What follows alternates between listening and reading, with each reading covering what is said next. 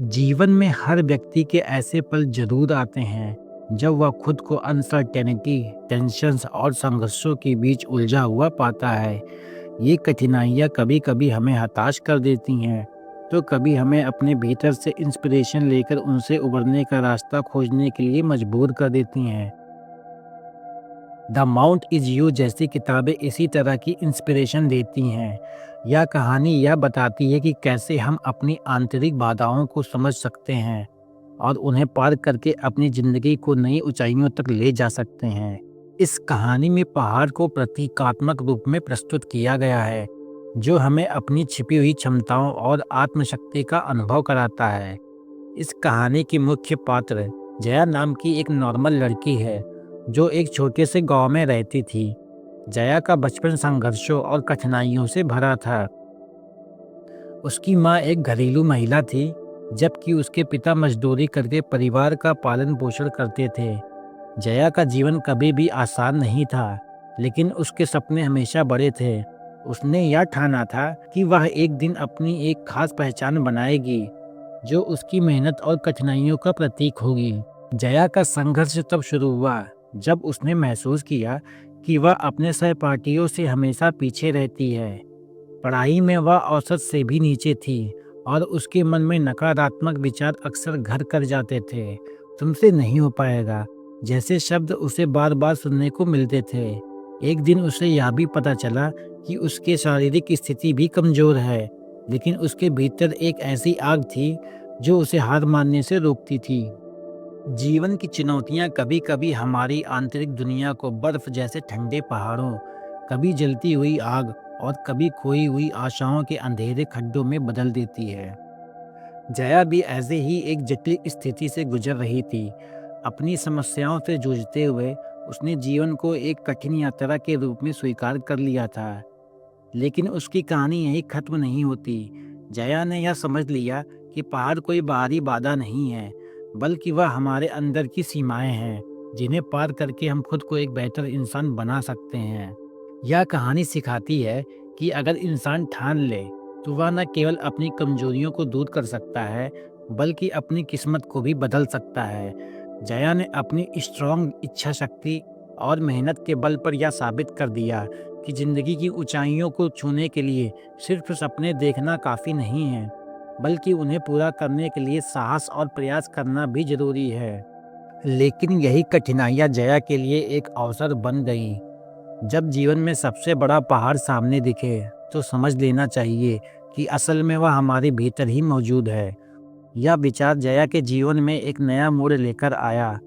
उसने महसूस किया कि असली संघर्ष बाहरी दुनिया से नहीं, बल्कि अपने आंतरिक कमजोरियों और नकारात्मकता से है। जया को यह समझने में देर नहीं लगी कि उसका सबसे बड़ा शत्रु उसकी खुद की सोच और आत्मसंदेह है। जया ने अपनी पुरानी आदतों को बदलने का निश्चय किया। उसने हर दिन खुद को यकीन दिलाना शुरू किया कि वह जो चाहती है उसे हासिल कर सकती है।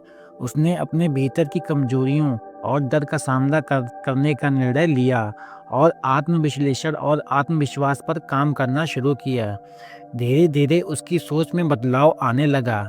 अब वह अपनी नकारात्मकता से मुक्त होने के लिए प्रयत्नशील रहने लगी थी। उसने यह समझ लिया था कि उसकी सफलता पूरी तरह से उसके अपने विश्वास पर निर्भर करती है, न कि दूसरों की राय पर। एक दिन जया ने अपनी माँ से कहा, माँ, मुझे लगता है कि मैं अपनी मंजिल तक कभी नहीं पहुँच पाऊंगी। उसकी माँ मुस्कुराई और कहा, जया, जब तुम किसी पहाड़ के सामने खड़ी होती हो तो वह अजीब लगता है, लेकिन जब तुम चढ़ाई शुरू करती हो तो हर कदम अपने आप आसान हो जाता है। यही तो जीवन है बेटी। यह बात जया के दिल को गहराई तक छू गई। उसने महसूस किया कि हर कठिनाई अपने साथ एक सीख लेकर आती है और उसे सही ढंग से समझा जाए तो आगे बढ़ने का रास्ता दिखा सकती है। इसके बाद जया ने अपनी मेहनत को कई गुना बढ़ा दिया। उसने पढ़ाई में खुद को पूरी तरह से समर्पित कर दिया। सुबह जल्दी उठने और दिन की शुरुआत शारीरिक व्यायाम से करने की आदत बनाई। उसे एहसास हुआ कि शारीरिक मजबूती मानसिक आत्मविश्वास को बढ़ाती है। जया ने उन पुराने दोस्तों से भी दूरी बना ली जो उसे हमेशा नीचा दिखाया करते थे। अब उसने ऐसे लोगों के साथ समय बिताना शुरू किया जो उसे मोटिवेट करते थे। उसने यह समझ लिया कि एक सफल और खुशहाल जीवन जीने के लिए अच्छे लोगों का साथ होना कितना महत्वपूर्ण है। कुछ वर्षों में जया का जीवन पूरी तरह से बदल चुका था। उसने अपनी संघर्षों को विकास का हिस्सा मान लिया था और अपनी मेहनत से एक नई पहचान बनाई। आज जया एक सफल इंसान बन चुकी थी।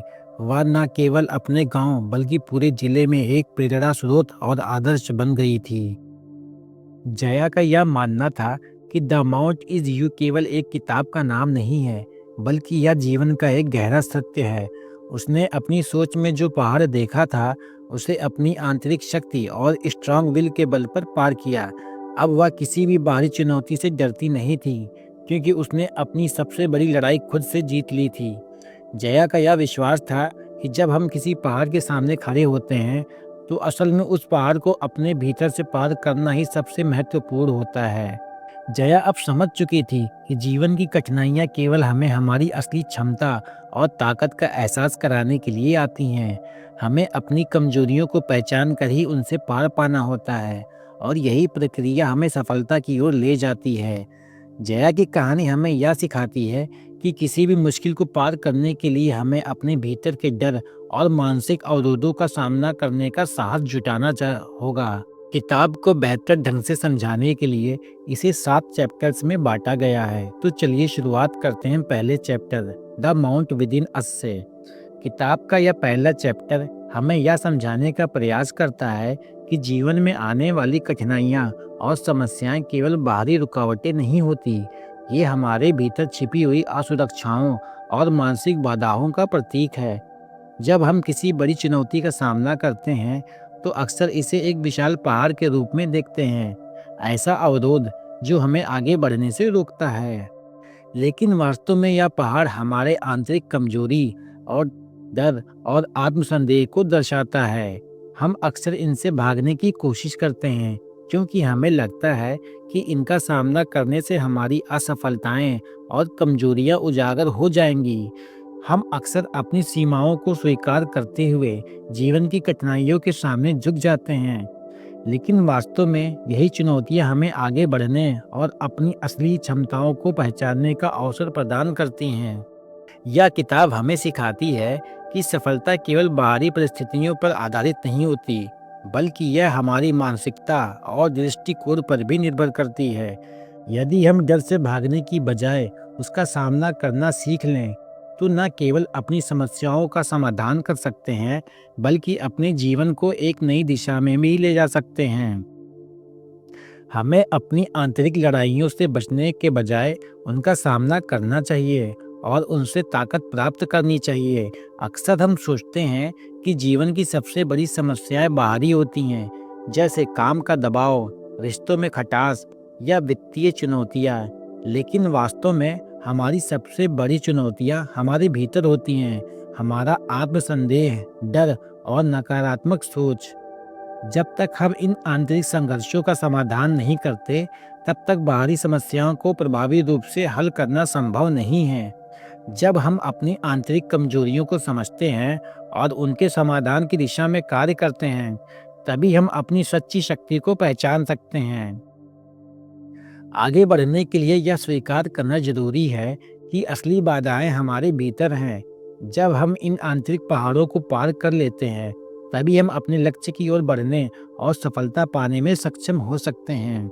लेखक का मानना है कि समस्याएं हमें कुछ महत्वपूर्ण सिखाने के लिए आती हैं। जब हम उनसे भागने के बजाय उनका सामना करते हैं, तो हम अपने वास्तविक आत्म को समझने और अपनी सच्ची ताकत को पहचानने लगते हैं। हमारी असुरक्षाएं और डर हमारे मानसिक ढांचे का हिस्सा होते हैं। जब तक हम इनसे भागते रहते हैं, तब तक हम अपनी असली क्षमता को पहचानने से चूक जाते हैं। इस चैप्टर का संदेश स्पष्ट है। अपने भीतर के पहाड़ों को पहचानिए, उनका सामना कीजिए और अपनी आंतरिक शक्ति को उजागर करिए। यही सफलता का असली मार्ग है। हम अक्सर अपनी सीमाओं को स्वीकार करते हुए जीवन की कठिनाइयों के सामने झुक जाते हैं, लेकिन वास्तव में यही चुनौतियां हमें आगे बढ़ने और अपने असली क्षमताओं को पहचानने का अवसर प्रदान करती हैं। यह किताब हमें सिखाती है कि सफलता केवल बाहरी परिस्थितियों पर आधारित नहीं होती, बल्कि यह हमारी मानसिकता और दृष्टिकोण पर भी निर्भर करती है। Chapter 2, self awareness. Self awareness को हमारे जीवन में बदलाव लाने की सबसे महत्वपूर्ण कुंजी माना गया है। जब तक हम अपने विचारों, भावनाओं और आदतों को सही तरीके से नहीं समझते, तब तक किसी भी प्रकार की प्रगति करना मुश्किल होता है। इस चैप्टर में यह बताया गया है कि अपने भीतर की छिपी भावनाओं और मानसिकता को समझने का पहला कदम है उन्हें पहचानना और स्वीकार करना। यह चर्चा करता है कि हम सभी के जीवन में कुछ पुराने मानसिक पैटर्न और आदतें होती हैं जो प्रगति में बाधा डालती हैं। ये पैटर्न अक्सर हमारे अतीत के अनुभवों और परिणाम होते हैं। उदाहरण के लिए, यदि किसी ने लगातार असफलता का सामना किया है, तो वह यह मानने लग सकता है कि सफलता उसके लिए संभव नहीं है। इस तरह की नकारात्मक सोच उनके हर निर्णय और क्रिया पर असर डालती है। जब तक हम इन पैटर्न्स को पहचान नहीं लेते, तब तक उनसे बाहर निकलना मुश्किल होता है। सचेत होने का मतलब है कि हम अपने विचारों और भावनाओं को गहराई से समझें और उनके मूल कारणों की जांच करें। इसके लिए हमें खुद से कुछ सवाल पूछने की ज़रूरत होती है, जैसे मैं बार बार वही गलती क्यों करता हूँ? मेरे डर और असुरक्षा की जड़ क्या है? या क्या मेरी आदतें मेरी सफलता में बाधा बन रही हैं? यह प्रक्रिया आसान नहीं है, क्योंकि इसमें हमें अपने कमज़ोर पक्षों का सामना करना पड़ता है। लेकिन जब हम खुद को समझने लगते हैं, तो हम अपने जीवन को बदलने की दिशा में पहला कदम उठाते हैं। आत्म जागरूकता के अभाव में हम अपनी समस्याओं का समाधान करने की बजाय उनसे बचने में ही उलझ रहते हैं। जब हम अपनी भावनाओं को समझने और व्यक्त करने का प्रयास करते हैं, तो यह मानसिक स्वास्थ्य में सुधार लाता है। एग्जाम्पल के लिए, यदि कोई व्यक्ति गुस्से या उदासी का अनुभव कर रहा है, तो इसका विश्लेषण करके इसकी जड़ तक पहुंचना जरूरी है। यह समझना कि यह भावना क्यों उत्पन्न हो रही है, हमें इसे बेहतर तरीके से संभालने और आगे बढ़ने में मदद करता है। अपनी गलतियों से भागने की बजाय उनसे सबक लेना चाहिए। जब हम यह समझ जाते हैं कि असफलताएं और बाधाएं हमें सिखाने के लिए होती हैं, तो हम उन्हें विकास के अवसर के रूप में देख सकते हैं। पुराने पैटर्न्स को पहचानने के बाद हम यह तय कर सकते हैं कि कौन सी आदतें हमें आगे बढ़ा रही हैं और कौन सी हमें रोक रही हैं। चैप्टर 3, परिवर्तन की शुरुआत। परिवर्तन एक गहन और चुनौतीपूर्ण प्रक्रिया है जो अक्सर कठिनाई और पीड़ा के साथ आती है। यह प्रक्रिया हमें हमारे सुरक्षित और परिचित क्षेत्र से बाहर निकलने के लिए मजबूर करती है। हालांकि वास्तविक विकास तब होता है जब हम इस सुविधा का सामना करते हैं और अपने पुराने दृष्टिकोणों और आदतों को छोड़ने का साहस जुटाते हैं। विस्ट के अनुसार परिवर्तन केवल बाहरी नहीं, बल्कि आंतरिक बदलाव भी लाता है। यह हमें अपने व्यक्तित्व को नए सिरे से परिभाषित करने का अवसर प्रदान करता है। लेकिन इस यात्रा में सबसे पहले हमें अपने डर और असुरक्षाओं से निपटना होता है। हमारा मन अक्सर बदलाव का विरोध करता है, क्योंकि अज्ञात को स्वीकार करना चुनौतीपूर्ण हो सकता है। हम खुद से पूछते हैं, अगर मैं असफल हो गया तो क्या होगा? या अगर यह बदलाव मेरे लिए सही नहीं रहा तो क्या होगा? डर को रुकावट के रूप में देखने की बजाय इसे सीखने का अवसर मानना चाहिए। हमारे डर हमें यह दिखाते हैं कि हम किन क्षेत्रों में सुधार कर सकते हैं। विस्ट का कहना है कि जब हम अपने डर का सामना करते हैं और इसके बावजूद आगे बढ़ते हैं, तो हमें अपनी सच्ची ताकत का एहसास होता है।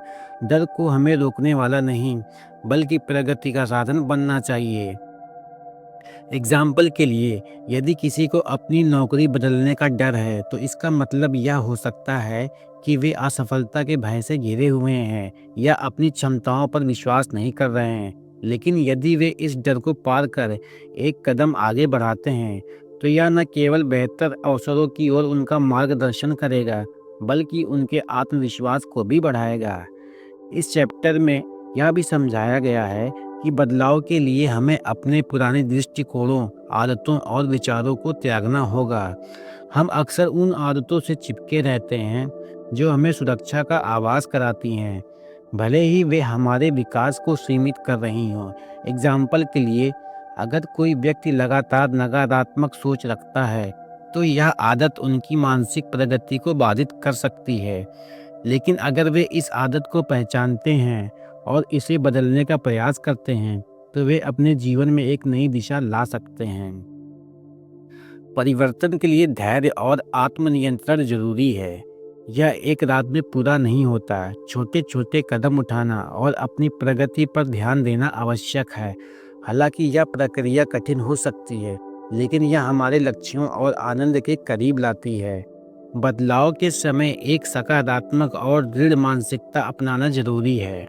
यह मानसिकता हमें यह भरोसा देती है कि हम अपने जीवन को बदलने की क्षमता रखते हैं। जब हम स्वीकार कर लेते हैं कि परिवर्तन कठिन है लेकिन असंभव नहीं है, तो हम हर चुनौती के अवसर को रूप में देखने लगते हैं। चैप्टर 4, जो हमें अब लाभ नहीं पहुंचाते, उन्हें छोड़ना। यदि हमें अपने जीवन में आगे बढ़ना है, तो उन विचारों, आदतों और चीज़ों को त्यागना होगा जो अब हमारे विकास में सहायक नहीं है। हम में से कई लोग अपने पुराने विश्वासों, संबंधों और व्यवहारों से इतने जुड़े होते हैं कि वे हमें प्रगति करने से रोकते हैं। यह चैप्टर हमें अपनी प्राथमिकताओं पर ध्यान केंद्रित करने और यह पहचानने के लिए प्रेरित करता है कि हमें किन चीज़ों को पीछे छोड़ने की आवश्यकता है। हमारे कई पुराने विश्वास और सोचने के तरीके बचपन के अनुभवों या पूर्व असफलताओं से जुड़े होते हैं। जैसे यह सोचना कि सफलता मेरे लिए संभव नहीं है या मैं अपने डर पर काबू नहीं पा सकता। ये धारणाएं हमें सीमित करती हैं। इस अध्याय में बताया गया है कि इन विश्वासों को बदलना क्यों आवश्यक है, क्योंकि ये न केवल हमें रोकते हैं बल्कि हमारे विकास में बाधा भी बनते हैं। ऑथर हमें प्रोत्साहित करते हैं कि हम अपने विश्वासों पर सवाल उठाएं, जैसे क्या यह विचार मेरे वर्तमान जीवन में सहायक है, या क्या यह दृष्टिकोण मेरे विकास को बढ़ावा देता है या बाधा डालता है। जब हम यह समझते हैं कि ये विश्वास केवल मानसिक बाधाएं हैं, तो हम उन्हें बदलने के लिए तैयार हो जाते हैं। पुराने दृष्टिकोणों को छोड़ने का मतलब है खुद को नए अनुभवों और अवसरों के लिए तैयार करना। कुछ संबंध भी हमारी ऊर्जा को समाप्त कर देते हैं। जो रिश्ते हमें कमजोर महसूस कराते हैं या हमारे लक्ष्यों से दूर ले जाते हैं, उन्हें छोड़ना जरूरी है। यह प्रक्रिया कठिन हो सकती है क्योंकि हम उनसे भावनात्मक रूप से जुड़े होते हैं, लेकिन ऑथर का कहना है कि स्वस्थ सीमाएं बनाना और उन रिश्तों से दूरी बनाना जो हमें पीछे खींचते हैं, हमारी भलाई के लिए आवश्यक है। इसके अलावा हमें उन आदतों को भी छोड़ना होगा जो हमारी प्रगति में बाधक बन रही हैं। हमारी आदतें और दिनचर्या हमारे जीवन का एक बड़ा हिस्सा होती है। यदि वे हमें आलसी, अस्वस्थ या नकारात्मक बना रही है, तो उन्हें पहचानना और त्यागना आवश्यक है। एग्जाम्पल के लिए, अनावश्यक रूप से घंटों सोशल मीडिया पर समय बिताना, नकारात्मक सोच में फंसे रहना या खुद की देखभाल ना करना ऐसी आदतें हैं जो हमें आगे बढ़ने से रोकती हैं। ऑथर सलाह देते हैं कि हमें अपनी आदतों की समीक्षा करनी चाहिए और देखना चाहिए कि कौन सी आदतें हमें हमारे लक्ष्यों के करीब ले जा रही हैं। जब हम उन आदतों को छोड़ देते हैं जो हमें लाभ नहीं पहुंचाती, तो हम नई सकारात्मक आदतों को अपनाने के लिए स्थान बना लेते हैं। अपने जीवन से अनावश्यक चीज़ों को हटाने से हम अपने उद्देश्य और खुशी के करीब आते हैं। ऑथर का मानना है कि जब हम अपने जीवन को सरल और स्वतंत्र बनाते हैं, तो हम अपनी ऊर्जा और समय का सही उपयोग कर पाते हैं।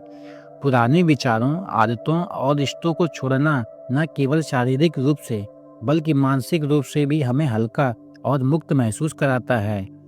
यह प्रक्रिया हमें अपने लक्ष्यों पर ध्यान केंद्रित करने और अपने असली आत्म को बेहतर समझने का अवसर देती है। चैप्टर 5, अपने भावनात्मक पैटर्न को समझना। हमारे विचार, भावनाएं और व्यवहार एक दूसरे से गहराई से जुड़े होते हैं। अक्सर हम अपने निर्णय और कार्यों में भावनाओं से प्रेरित होते हैं, लेकिन इन्हें पहचानने और नियंत्रित करने का अभ्यास नहीं करते। यह चैप्टर बताता है कि अपने भावनात्मक पैटर्न को समझकर हम अपने जीवन में संतुलन और स्थिरता ला सकते हैं। भावनात्मक पैटर्न का अर्थ क्या है? भावनात्मक पैटर्न वे आदतें और प्रतिक्रियाएं हैं जो किसी स्थिति के प्रति हमारी भावनाओं के आधार पर बार बार दोहराई जाती हैं। एग्जाम्पल के लिए, जब कोई हमारी आलोचना करता है तो क्या हम क्रोधित हो जाते हैं, या जब कोई नई चुनौती सामने आती है तो क्या हम घबरा जाते हैं। विस्ट कहती हैं कि इन प्रतिक्रियाओं को पहचानना जरूरी है, क्योंकि वे हमारी सोच और कार्य करने के तरीके को प्रभावित करती हैं। जब तक हम इन पैटर्न्स को पहचान नहीं लेते, तब तक उन्हें बदलना मुश्किल होता है। हमारी भावनाएं यह संकेत देने की कोशिश करती हैं कि हमारे जीवन में क्या सही हो रहा है और क्या नहीं, लेकिन अक्सर हम इन संकेतों को नज़रअंदाज कर देते हैं या दबा देते हैं। विस्ट हमें यह भी समझाने के लिए प्रेरित करती हैं कि भावनाओं को समझने का अर्थ है उन्हें स्वीकार करना, उनके स्रोत को पता लगाना और उनसे सीखकर उन्हें अपनी ताकत बनाना। एग्जाम्पल के लिए, यदि किसी स्थिति में बार बार असुरक्षा महसूस होती है, तो यह इस बात का संकेत हो सकता है कि अंदर कोई डर छिपा हुआ है। इस डर को समझकर हम उसे दूर करने की दिशा में कदम बढ़ा सकते हैं। भावनाओं को नियंत्रित करना उन्हें दबाने जैसा नहीं है। लेखिका बताती हैं कि यह प्रक्रिया भावनाओं को समझने और उनकी ओर अपनी प्रतिक्रिया को बदलने की है। अगर किसी चुनौतीपूर्ण परिस्थिति का सामना होता है, तो उसे नकारात्मक दृष्टिकोण से देखने के बजाय इसे सीखने का अवसर मानें। अपने व्यवहार और सोचने के तरीके पर ध्यान दें। जब आप अपनी भावनाओं के मूल को पहचान लेते हैं, तो आप उन्हें दिशा दे सकते हैं, बजाय उनके अधीन हो जाने के।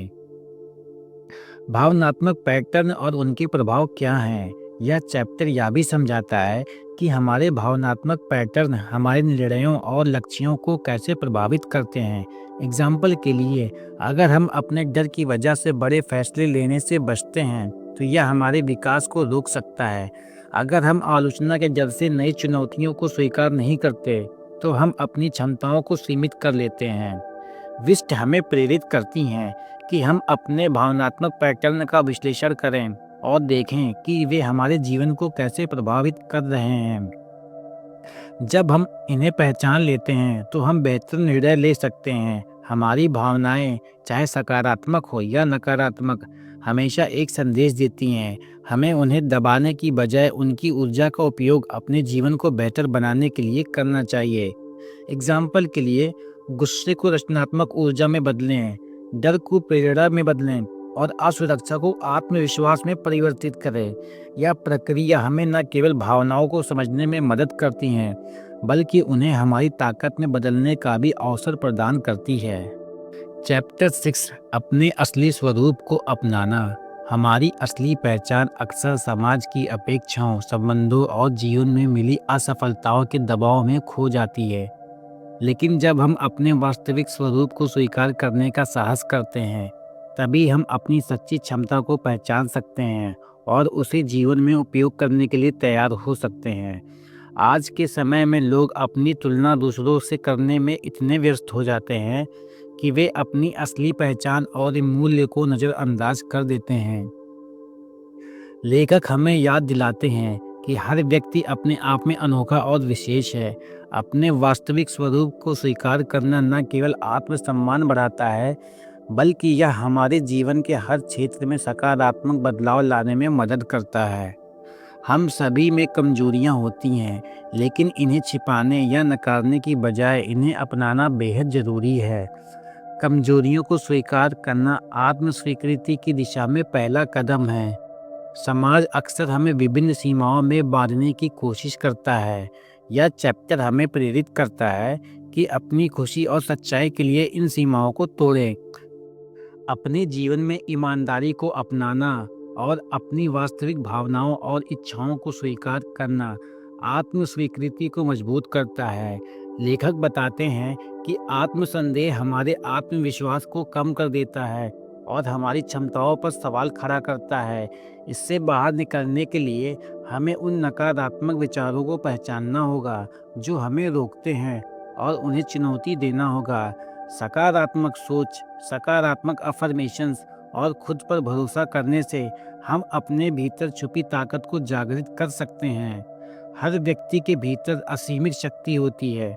जब हम अपने असली स्वरूप को अपनाते हैं तो हम अपने इस आंतरिक शक्ति को पहचानने और उसका उपयोग करने में सक्षम होते हैं। यह हमें अपने सपनों को हकीकत में बदलने और जीवन में अपनी सच्ची पहचान स्थापित करने के लिए प्रेरित करता है। चैप्टर 7, कार्यवाही का महत्व। सिर्फ सोचने या योजना बनाने से कुछ नहीं बदलता। हमें अपनी सोच को एक्शन में बदलने की आवश्यकता होती है। अपने लक्ष्यों को प्राप्त करने के लिए उन विचारों को कार्य में परिवर्तित करना आवश्यक है जो हमारे मन में आते हैं। किसी भी बड़े लक्ष्य को पाने के लिए छोटे छोटे कदमों से शुरुआत करना बेहद ज़रूरी होता है। जब हम किसी बड़े उद्देश्य के बारे में सोचते हैं तो वह हमें कठिन और चुनौतीपूर्ण लग सकता है। यही कारण है कि कई लोग अपने सपनों को केवल कल्पना तक सीमित रखते हैं, क्योंकि उन्हें लगता है कि वे इसे हासिल नहीं कर पाएंगे। लेखक बताते हैं कि किसी भी लक्ष्य की ओर बढ़ने के लिए हमें सबसे पहले यह समझना होगा कि कहाँ से शुरुआत करनी है और किस दिशा में बढ़ना है। एग्जाम्पल के लिए, यदि आप लेखक बनना चाहते हैं तो सिर्फ यह सोचने से कुछ नहीं होगा कि एक दिन आप एक सफल लेखक बन जाएंगे। इसके बजाय आपको छोटे कदमों से शुरुआत करनी होगी, चाहे वह रोज एक पन्ना लिखना हो या हर दिन कुछ समय पढ़ाई करने का नियम बनाना हो। यदि आप पहले दिन सिर्फ एक पंक्ति लिखते हैं तो भी यह अपने लक्ष्य की ओर एक कदम है। धीरे धीरे इसे अपनी आदत में बदलने पर आपका आत्मविश्वास बढ़ेगा और आपके पास आगे बढ़ने का एक ठोस आधार होगा। लेखक हमें बताते हैं कि आत्मविश्वास और धैर्य के साथ कार्य करना बहुत ज़रूरी है। शुरुआत में समय की कमी, संसाधनों की अनअवेलेबिलिटी या असफलता जैसी समस्याएं आ सकती हैं, लेकिन यदि आप अपने लक्ष्य के प्रति दृढ़ हैं तो कोई भी बाधा आपको रोक नहीं सकती। खुद पर विश्वास रखें और मानें कि आप अपने लक्ष्य को हासिल कर सकते हैं। यही विश्वास आपकी ऊर्जा को बढ़ाएगा और आपके प्रयासों को सही दिशा देगा। एग्जाम्पल के लिए, यदि आपका लक्ष्य फिटनेस से जुड़ा हुआ है, जैसे वजन घटाना या मसल्स बनाना, तो आपको छोटे छोटे कदमों से शुरुआत करनी चाहिए। पहले दिन सिर्फ 1 किलोमीटर दौड़ने का लक्ष्य रखें, धीरे धीरे दूरी बढ़ाएं। यदि पहले सप्ताह में आपने सिर्फ 5 किलोमीटर दौड़ा है तो यह भी एक बड़ी उपलब्धि है। जैसे जैसे आपकी क्षमता बढ़ती है, आपका आत्मविश्वास भी मजबूत होता है और आप अपने लक्ष्य के करीब महसूस करने लगते हैं। लेखक यह भी कहते हैं कि निरंतरता सबसे महत्वपूर्ण है। भले ही शुरुआत में एक दिन में एक छोटा कदम ही क्यों ना हो, लेकिन यदि आप इसे लगातार जारी रखते हैं तो समय के साथ आप अपने लक्ष्य तक पहुंच जाएंगे। इस प्रक्रिया में आने वाली चुनौतियां न केवल आपको मजबूत बनाएंगी, बल्कि आपको उनसे सीखने का अवसर भी देंगी। आपकी पहाड़ी चाहे कितनी भी ऊंची क्यों ना हो, इस किताब का सार यही है कि आप उस पहाड़ी को पार करने के लिए पूरी तरह सक्षम हैं। बस विश्वास रखें और लगातार कदम बढ़ाते रहें। दोस्तों, आपको यह बुक समरी कैसी लगी? कमेंट में हमें ज़रूर बताएं और वीडियो को शेयर करते रहें।